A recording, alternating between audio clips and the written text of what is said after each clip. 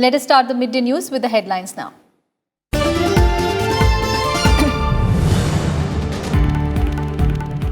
Government eases security measures. Section 144 lifted in parts of Jammu. All educational institutions to reopen from today. Bifurcation of Jammu and Kashmir and Ladakh to come into effect from 31st of October.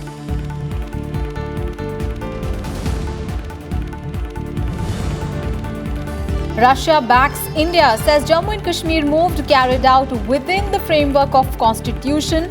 United Nations rejects Pakistan's mediation request on Jammu and Kashmir, refuses to comment on abrogation of Article 370. No support for Pakistan from US and China as well.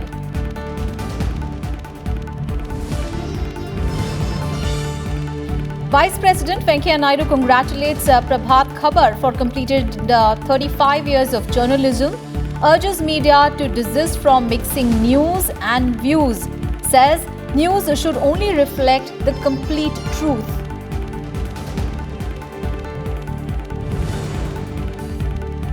Congress Working Committee meet begins to elect new Congress chief.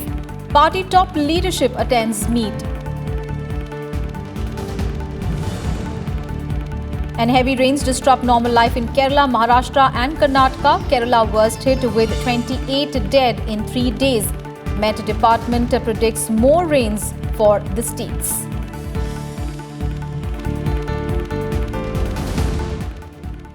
Our top stories from Jammu and Kashmir, where prohibitory orders under CRPC Section 144 were lifted in Jammu and curfew was also relaxed in Doda and Kishtwar districts on Friday, paving the way for the resumption of normal activities after special status of Jammu and Kashmir was abrogated.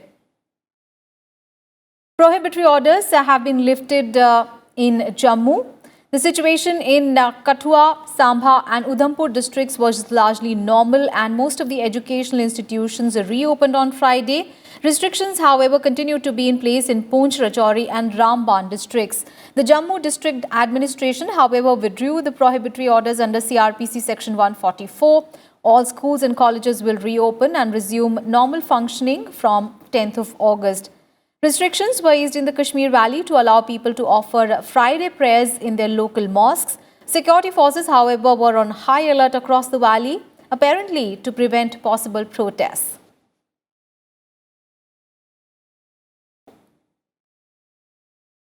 Jammu and Kashmir Governor Satyapal Malik on Friday visited various hospitals and also other areas to get a first-hand appraisal of the situation. Officials informed the governor that sufficient stock of medicines were available with the hospitals and all possible healthcare services were being provided to the patients. The governor expressed satisfaction that basic facilities are being provided to the residents and the ATMs were also functioning normally. He was also satisfied with the whole semblance of peace and calm also prevailing in the city.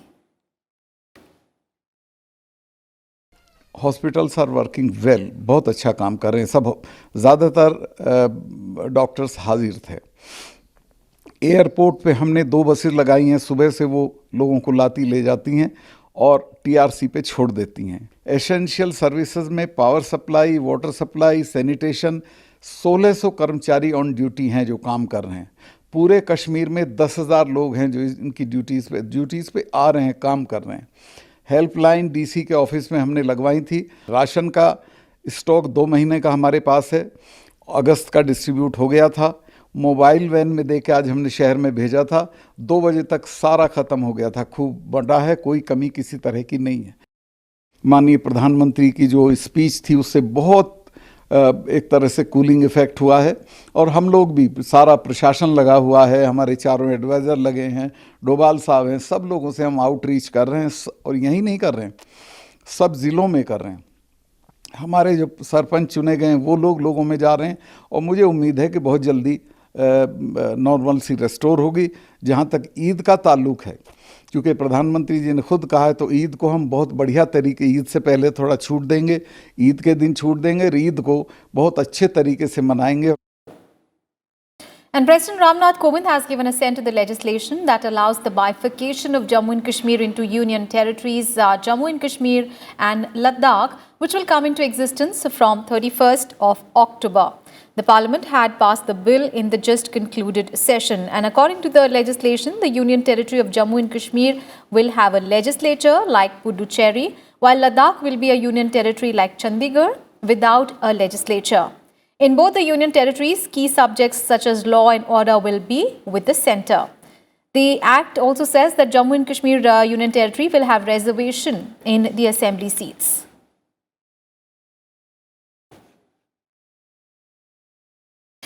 And the government on Friday asked Pakistan to stop meddling in the internal affairs of our country and urged it to reconsider its decision to suspend the Samjhauta and Thar Express train services between the two countries. Addressing a press briefing, MEA spokesperson Ravish Kumar said that it is important to understand that the action taken by Pakistan is unilateral and India has urged them to reconsider their decision, and that Pakistan is doing this to present a very alarming situation, which is not the case. He said that Pakistan is upset over the revocation of special status for Kashmir and the massive development work that is being planned to be brought into Jammu and Kashmir now, as Islamabad will not be able to incite terrorism or mislead the people of Kashmir anymore. Mentioned that since the steps being announced are unilateral, we don't know. We do hope that Pakistan reconsiders the decision. We do hope that they address the core issues, the main issues. But I am unable to speculate or confirm what all would be covered as part of review of bilateral arrangements. We can only urge them to reconsider those steps which they have announced. Meanwhile, Russia has endorsed India's move of abrogating Article 370 and bifurcating the state of Jammu and Kashmir. It said that the exercise was carried out within the framework of India's constitution. In response to questions from the media, Russian Ministry of Foreign Affairs on Friday said that Moscow expects that Pakistan should refrain from aggravating the issue.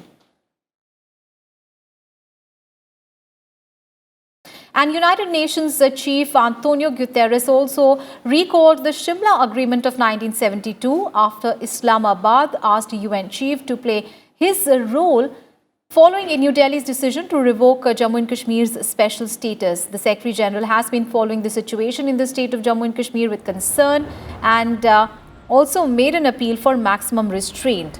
The emphasis by the UN chief on the Shimla Agreement comes after Pakistan asked the Secretary General to play his due role following India's decision on Monday to revoke Article 370. Antonio Guterres also called on all parties to refrain from taking steps that could affect the status of Jammu and Kashmir.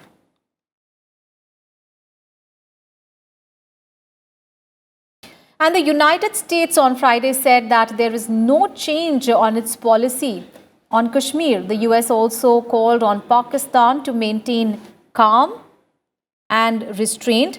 The State Department spokesperson Morgan Ortega said this in an interaction with the media. She said that the US policy has been that Kashmir is a bilateral issue between India and Pakistan, and it is up to the two countries to decide on the pace and the scope of the talks on the issue. She added that the US supports a dialogue between India and Pakistan over Kashmir.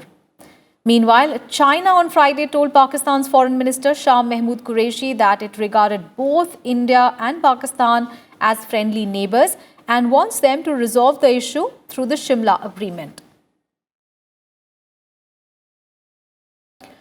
President Ramnath Kovind has given his assent to the Motor Vehicles Amendment Act 2019. A Gazette notification to this effect was issued by the Ministry of Law and Justice on Friday. The Parliament had passed the bill in the recently concluded session. This bill amends the Motor Vehicles Act 1988 to provide road safety. Provisions related to increasing penalties on traffic violations, addressing issues on third-party insurance, regulation of cab aggregators and road safety are proposed in the amendment. In Midday News, we'll take a very short break. We'll be right back with more news.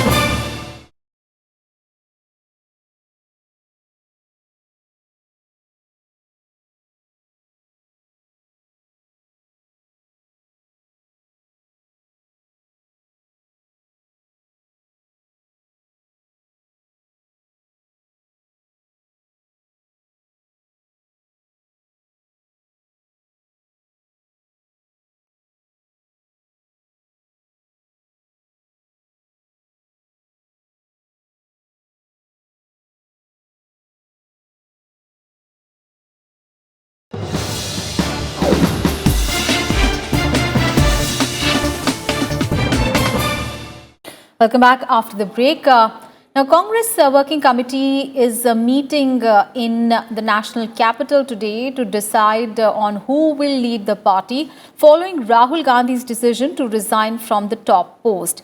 Party's top leadership, including former Prime Minister Dr. Manmohan Singh, Ahmed Patel and P. Chidambaram, along with others, are present in this meeting that is currently underway. And ahead of the meet, senior leaders, including Ahmed Patel and K.C. Venugopal, met Sonia Gandhi on Friday at her residence.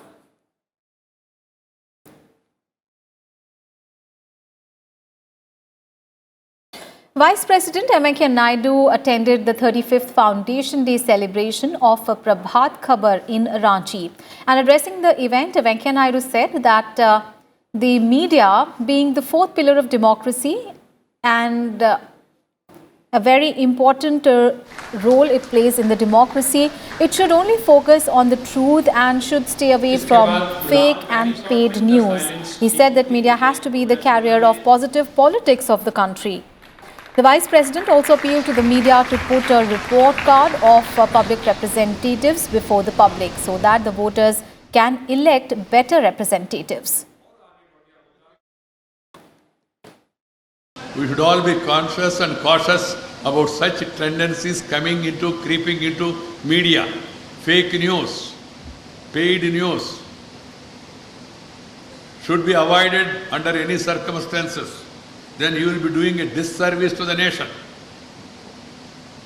संसद और media के एक दूसरे के सहयोगी हैं. दोनों ही संस्थान जन भावनाओं को अभिव्यक्ति देते हैं. आज जब हम बढ़ती और बदलती जन अपेक्षाओं के युग में रहा है, तब आवश्यक है कि हम भी अपने स्थापित पूर्वाग्रहों के त्याग और जन अपेक्षाओं को सुरक्षित दे. मीडिया को भी विकासवादी सकारात्मक राजनीति का वाहक बनना होगा. मीडिया सरकारों और राजनीतिक दलों की जवाबदेही अवश्य तय करे, परंतु उसके केंद्र में जन सरकारों की सत्ता संस्थान मीडिया यथास्थितिवादी राजनीति में बदलाव का कारक बने. मीडिया को दलीय राजनीति से ऊपर उठकर जन केंद्रित मुद्दे उठाना चाहिए. We should not be confined to the mere politics. Media चुनाव के दौरान, चुनाव के पहले लोगों का गुणगण, एमपी इन्होंने कितना बार पार्लियामेंट में बोला, क्या बोला, कितना बार वेल में गया, कितना बार हंगामा किया, कितना बार नहीं आया, उनका हाजिरी क्या है. पब्लिक रिपोर्ट ये कैंडिडेट्स को भी करना चाहिए, पार्टीज को भी करना चाहिए और मीडिया को भी करना चाहिए. It is the duty of the newspapers to highlight such things. It is the duty of the parliament to discuss, debate and decide. Parliament has got three Ds. Discuss, debate and decide. Let the government propose, opposition oppose, let the house dispose. Finally. That is what is democracy. That is what is democracy. That's what has happened in the house the other day. ऐसा नहीं, कैसा होता है, आपने ये नहीं किया, वो नहीं किया. चर्चा करने के बाद ही 370 हटाने का निर्णय पार्लियामेंट में हुआ है बहुमत से. 2/3 बहुमत से हुआ राज्यसभा में, जहां सरकार का बहुमत नहीं है. लोकसभा में तो 4/5 बहुमत से हुआ.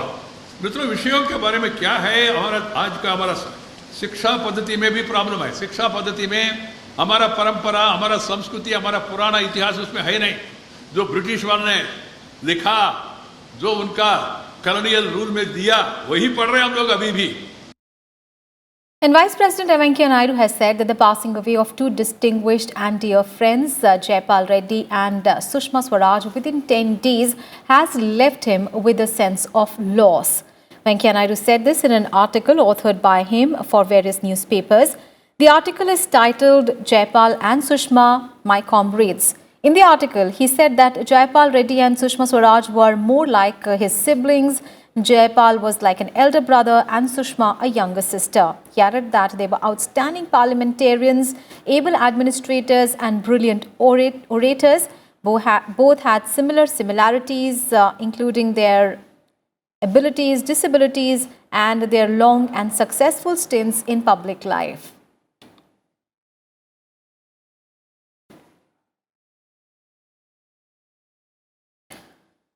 A book chronicling the Vice President's 2 years in office will be released by Union Home Minister Amit Shah in Chennai on Sunday. This book is titled Listening, Learning and Leading.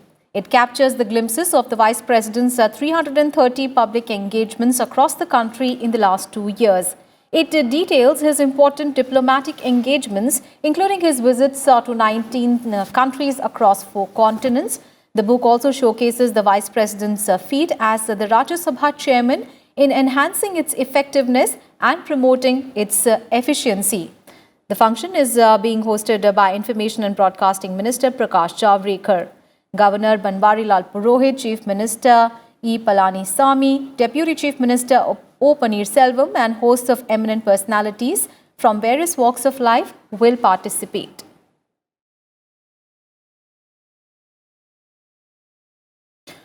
Former Finance Minister and senior BJP leader Arun Jaitley has been admitted to All India Institute of Medical Sciences. He is currently undergoing treatment in the intensive care unit of the hospital under the supervision of a team of doctors. 66-year-old leader was admitted after he complained of palpitations and restlessness on Friday morning. He is currently hemodynamically stable. Vice President Venkaiah Naidu visited All India Institute of Medical Sciences and inquired about the health condition of former Finance Minister Arun Jaitley this morning. And Prime Minister Narendra Modi, Lok Sabha Speaker Om Birla visited AIIMS on Friday evening. BJP Chief Amit Shah, Union Ministers Ravi Shankar Prasad and Dr. Harshvardhan also went to the hospital. Remember, in May this year, Arun Jaitley was admitted to AIIMS for treatment. He had undergone a renal transplant in May last year. He also did not contest the Lok Sabha elections of 2019, citing his ill health.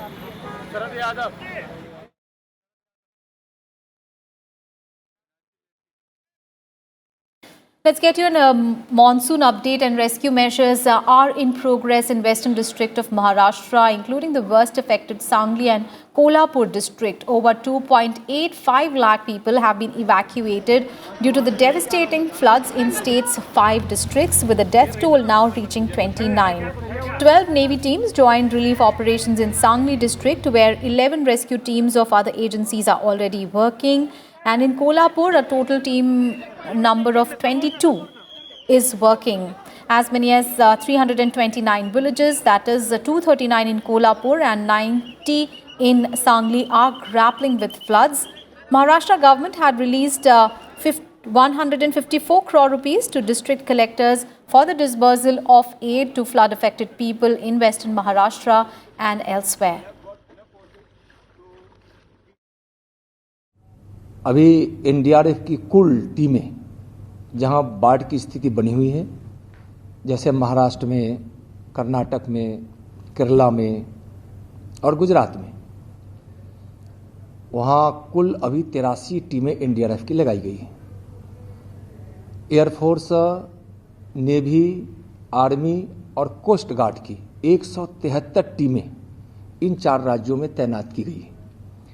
Gujarat के पूर्वी हिस्सों में, पूर्वी जिलों में अनुमान के अनुसार बारिश अधिक होने की संभावना है, उससे भी निपटने की तैयारी कर ली गई है। मौसम विभाग जिस प्रकार से सूचना देती है, गृह मंत्रालय की आपदा प्रबंधन की टीमें बड़ी तत्परता के साथ किसी भी परिस्थिति से निपटने के लिए तैयार रहती है। Meanwhile, rains continue to batter South India as well, with Kerala being the worst hit. NDRF, Indian Army, Navy, Coast Guard and other government agencies are engaged in carrying out relief and rescue operations. Rail and air services have been hit and the authorities are scrambling to rescue people from low-lying and submerged areas. 28 people were dead in rain-related incidents over the past 3 days. A total of 738 relief camps have been opened across the state, with over 64,000 people displaced from their houses by the floods. And the state remains on high alert. The Met Department has forecast heavy rainfall for the next 24 hours in 7 districts of the state. Meanwhile, the flood situation in Karnataka also worsened on Friday with no let-up in rains. Over 80,000 flood-affected people have been evacuated. 12 people are dead in rain-related incidents so far. The rain and floods has also affected 14 districts across the state. Chief Minister P.S. Yediyurappa visited flood areas and announced a compensation of 5 lakh rupees each to the families of those killed. Meanwhile, 100 crore rupees was also released for relief measures in the rain-affected regions.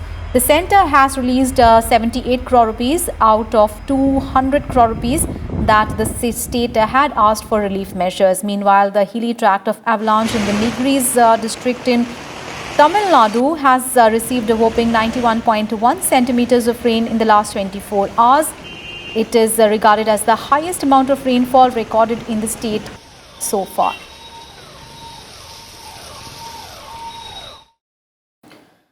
Samajwadi Party MPs Sanjay Seth and Surendra Singh Nagar, who resigned from Rajya Sabha recently, joined the BJP today in the presence of senior party leader Bhupendra Yadav.